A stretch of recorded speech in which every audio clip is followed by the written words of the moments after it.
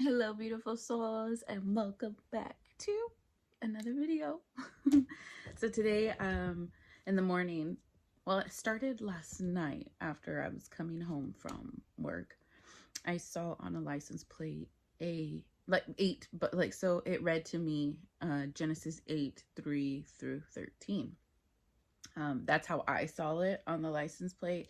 So I was like, you know what? I took a picture of it, and then this morning I had time as my boys were getting ready for school um, to come and really like to highlight it.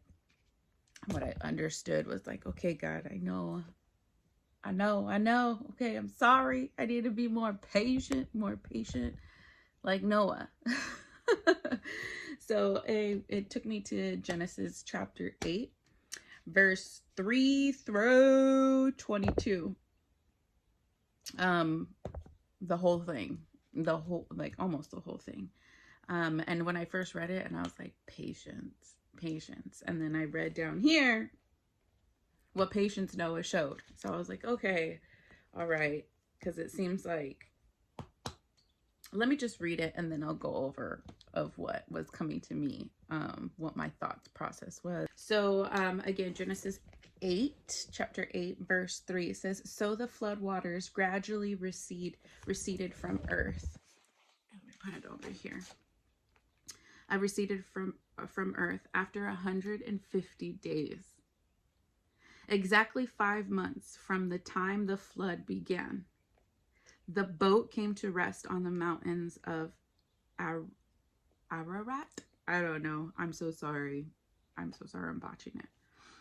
2.5 months later, as the waters continued to go down, other mountain peaks became visible. So the flood was 150 days from beginning to end, right, when it stopped raining. And then they had to wait even more, Noah and his family, for the waters to go down.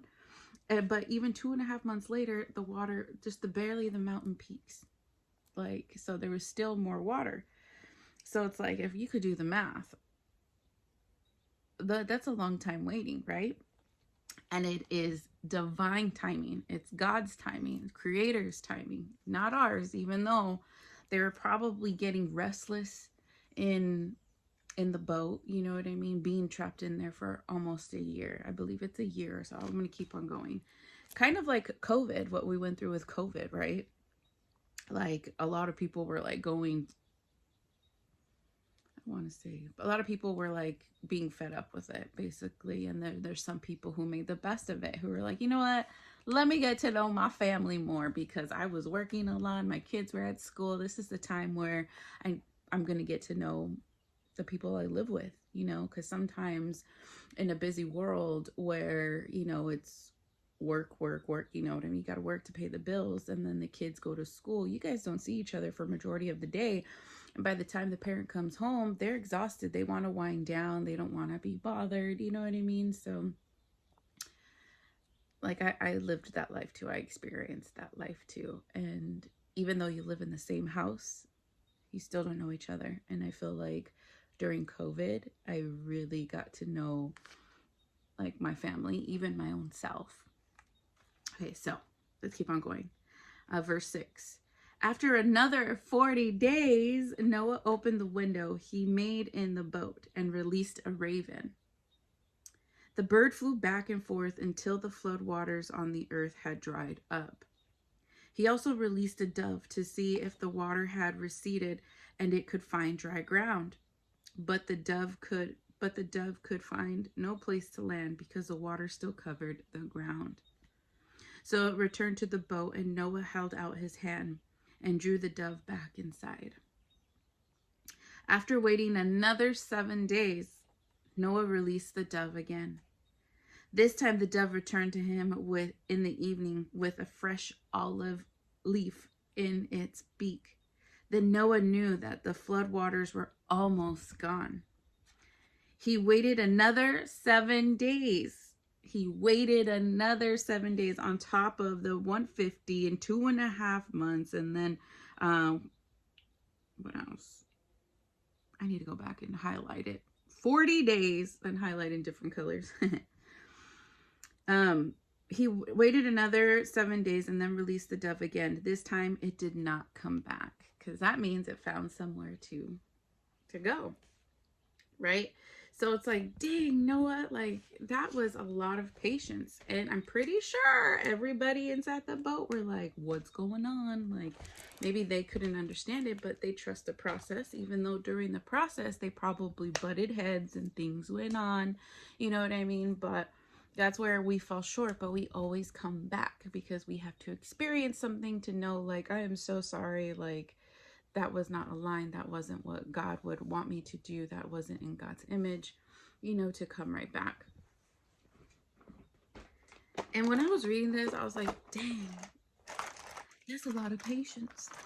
That is so patient. Because I can tell you, I get very impatient sometimes because I'm like, especially when I can feel a blessing coming, right? But what's weird is like when I had came into a blessing recently, I didn't even know. It just came out of nowhere. It just came out of nowhere. And so I'm going to go to chapter 13, but I'm going to go down here, the study part, because it says, occasionally Noah would send a bird out as a test to see if the earth was dry. But Noah didn't get out of the boat until God told him to. He was waiting for God's timing.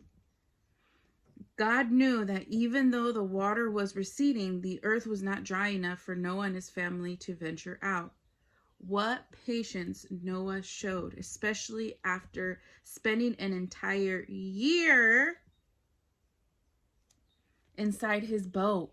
Entire year inside his boat. Like COVID, we had to spend an entire year inside of our homes, inside of these four walls. If Noah did it, we all did it, because Noah did it, and because since he did it, we are more than capable of doing it, and we're more than capable of doing it again, right? We, like Noah, must trust God to give us patience during those difficult times when we must wait. And it's difficult. Well, for me, I'm gonna speak just for me. During the time of waiting, it's very difficult because you get those intrusive thoughts coming in, and they come in to get you off course, to make you doubt in our Creator, right? And sometimes when I go through it, it's when like I'm PMSing my monthly time, right? Because I'm so open, I'm going through my mood, all that stuff, and that's where I don't want to say I struggle, but I kind of do, because that's like the only other word for it, because I don't struggle a lot, but I struggle where it's like I need to be brought back down and reminded, because that is my time. Like, I don't know how to explain it, because I'm always grounded and present before I come into PMS. When I'm PMSing and it's that monthly, it's like everything is everywhere, especially emotions. I even get a little snappy, and then when I do, I have to come back, I apologize, you know, things like that. So for me during that time, it's difficult. And, you know, I'm only going to speak for myself, but I know if it's difficult for me, it has to be difficult for all women. Unless if someone perfect out there, then, oh my God, share how you keep such a perfect mind. But I don't mind it, because it reminds me of the human experience that I'm experiencing. It reminds me that I am one with everyone here. It reminds me I'm not the only one that goes through this, you know, kind of thing. Let's see, and I like this part. Noah did not get out of the boat until God told him to. And, you know, sometimes when I go into hermit mode, to isolation, you know, whatever it is you want to call it, I don't come out until God tells me to. And it's a feeling he'll tell me, and there's a feeling that I get to be like, all right, I'm ready. You know, and during that time of my month where I really struggle, I don't do anything. I just continue to I don't, like, I pray. Of course I pray. I pray. Because I'm constantly fighting the enemy, right? Because it's like, oh, why is that thought coming in? And once intrusive thoughts try to come in, I go straight to prayer, and I'm like, God, please change these thoughts that I'm feeling, these thoughts that I'm thinking, fill them with your love, fill them with your thoughts. Help me see another perspective in this time where it's very difficult for me. I trust and I believe. you know. Um, but yeah, and I want to like too, when it says like no, like during that time of COVID too, like I would tell my family like we can't do this, let's not do this. Like there are certain things where God was instructing me to say and to lead my family, even though they did question me, but they listened at the same time. They're like, okay, like what do we got to lose? Exactly, what do you got to lose by just listening to what I have to say and trying it out, you know? And that's what I tell people too. And when they sit in front of me for like healing sessions, and it's like, what do you have to lose to try? You tried everything else, but you haven't tried prayer. What do you have to lose? Nothing. You gain everything. You gain patience, you gain strength, you gain clarity, you gain knowledge, you gain self-awareness, you gain joy, you gain peace, you gain happiness, and everything falls off, right? But again, like me, once a month it comes in, but it's not as bad because during that point of isolation, I learned a lot of different techniques on how to help me, kind of thing. On, you know, when during that time it's like, well, let me just live life, let me just experience life, let me read the word, let me paint, let me watch television if I want to watch television. There's nothing wrong with that, you know, because they're during that time, boy, do I watch TV, because it's like you know, I don't know, but during all the other times I really don't. And if my TV's on, it's for background noise and I don't watch it. If that makes sense. It makes me feel like there's somebody else here. But okay, and let me continue to go on. Okay, and so chapter 8, verse 13. It says, Noah was now 601 years old. On the first day of the new year, 10.5 months after the flood began. Let me see, 10.5 months. A different color for that one. The floodwaters had almost dried up from earth. Noah lifted back the covering of the boat and saw that the surface of the ground was drying. 2 more months went by, and at last the earth was dry. Jeez. Sheesh. You know, that is dedication, obedience. That is patience, patience, patience. Even though they're probably going crazy up in that, like, not crazy, but you know what I mean. They're probably experiencing it in that boat. Right? Then God said to Noah, leave the boat, all of you, you and your wife and your sons and their wives. Release all the animals, the birds, the livestock, and the small animals that scurry along the ground, so they can be fruitful and multiply through the earth. And you know, that's so beautiful. And what's funny is that before I was led to Genesis 8, right, to Noah, I watched the movie Noah. And because I was like, oh, let's watch this, you know, and then I was like, it got me upset a little bit because Cain, is it Cain, snuck into the boat? Yeah, it's like, or Cain, like the descendant. I don't know who it was, but it was nobody of, I mean, they were of God, but they let evil take over them more, kind of thing. Went in there and like, yeah. I suggest you really watch it. It's called Noah. I don't think it's gonna be on Netflix any longer, but maybe like Amazon Prime, YouTube, I don't know, but I liked it. I was like, oh, okay. And right now I'm watching Moses. And what's funny is like a couple of days have passed and then I saw the Genesis and I went back and I was like, oh, maybe I didn't learn, maybe nothing, like I didn't learn anything from watching it. So it had to lead me back to the word to be like, not only do I gotta watch it, I gotta read it. And it was like, patience. Because when I watch movies and it's like there's action in it, oh my God, I get like all, and I fast forward through most of it because I didn't want to watch those scenes, even though I knew what was to come and everything. It's just, I don't like my emotions being messed with. So I'll just fast forward until it calms down. And so that's why I feel like I was led right back to the word. So I can be like, thank you, Lord. Like, thank you. Thank you. Let's see. Let's go. Verse 18. So Noah, his wife, and his sons and their wives left the boat, and all of the large and small animals and birds came out of the boat, pair by pair. Then Noah built an altar to the Lord, and there he sacrificed as burnt offerings the animals and birds that had been approved for that purpose. I want to read that because there's like a star by it. Let me see, 20 right here. So 8:20 right here says Hebrew, every clean animal and every clean bird. And I'm still learning, you know. I'm learning. I don't mind showing you guys that I'm learning.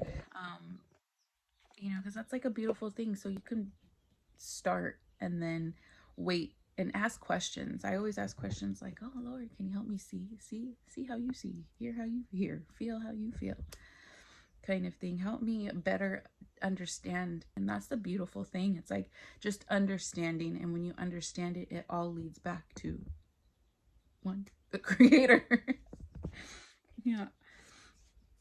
And the Lord was pleased with the aroma of the sacrifice and said to himself, I will never again curse the ground because of human race.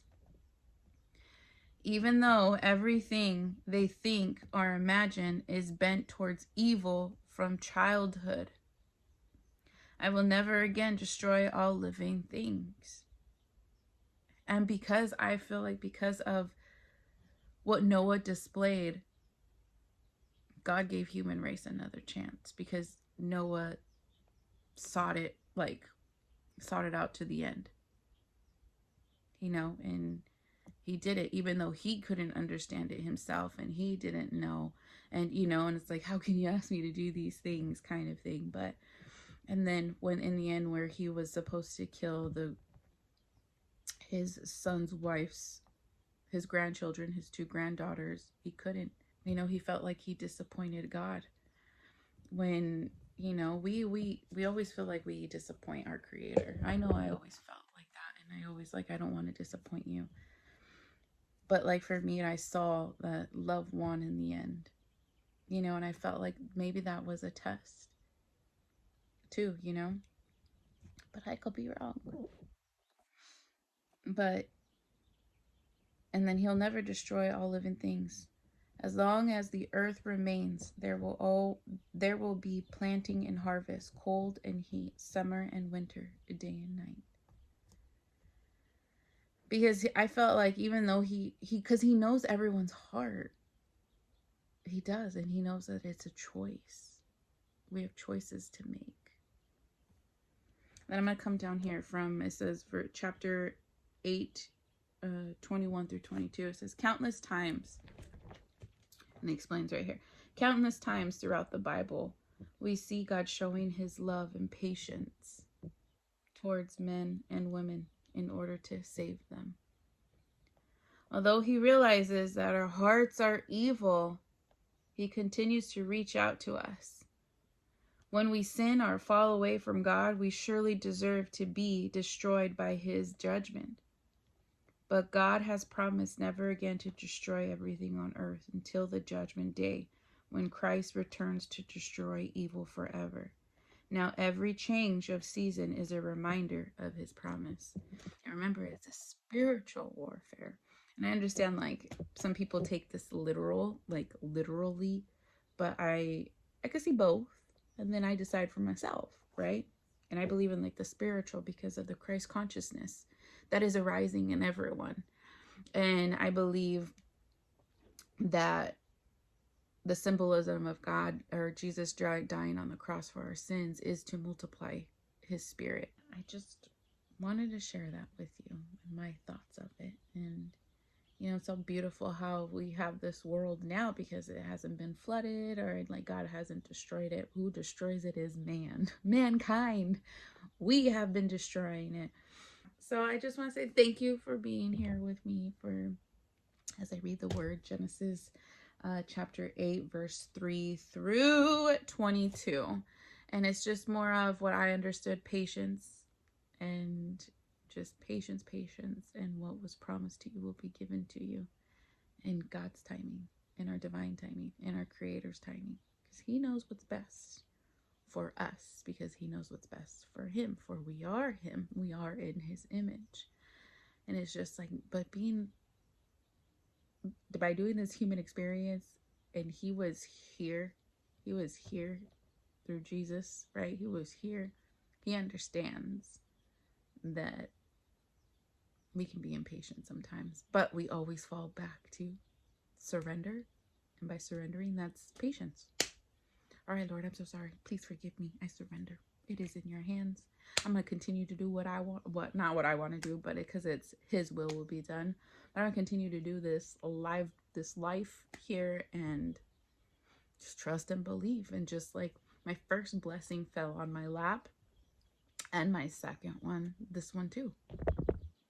I just got to do my part. But I love you guys. I hope you have a wonderful, wonderful, blessed day. Until next time. Bye.